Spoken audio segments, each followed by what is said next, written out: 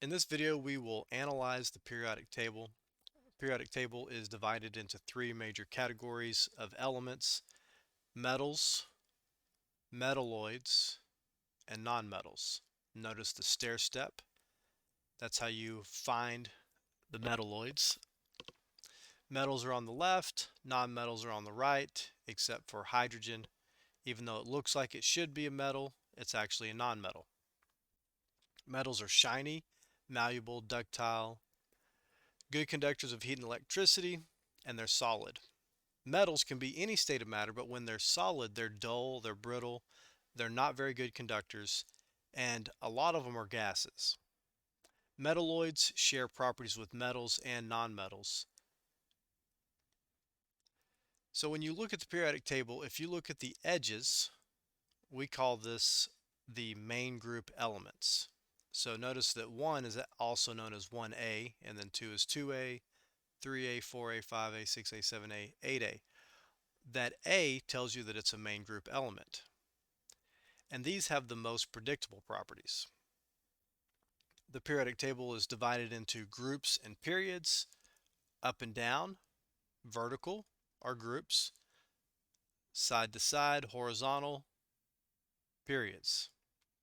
Now the groups, group 1A for example, that tells you there is one valence electron in all of these elements. So the group tells you the number of valence electrons, at least in the main group elements. The periods tells you the number of energy levels, or you could say shells. So here's a diagram. Period 1 has one energy level, but group 1 has one valence electron. So if you go down, period 2, one valence electron, but 1, 2 energy levels. Period 3 has 1, 2, 3 energy levels, but look, it also has one valence electron, just like the others that are in group 1. The periodic table tiles tell you information about that particular element. The atomic number is the number on top. That's the number of protons in the nucleus. The atomic mass, that's the weighted average of all the known isotopes. The unit for that is either an atomic mass unit, a Dalton, or a U. And if you look at the structure of an atom, the periodic table tile will tell you the number of protons, but we're going to assume that we're talking about a neutral element, and when that's the case, or a neutral atom, when that's the case, if you have 9 protons, you also have 9 electrons.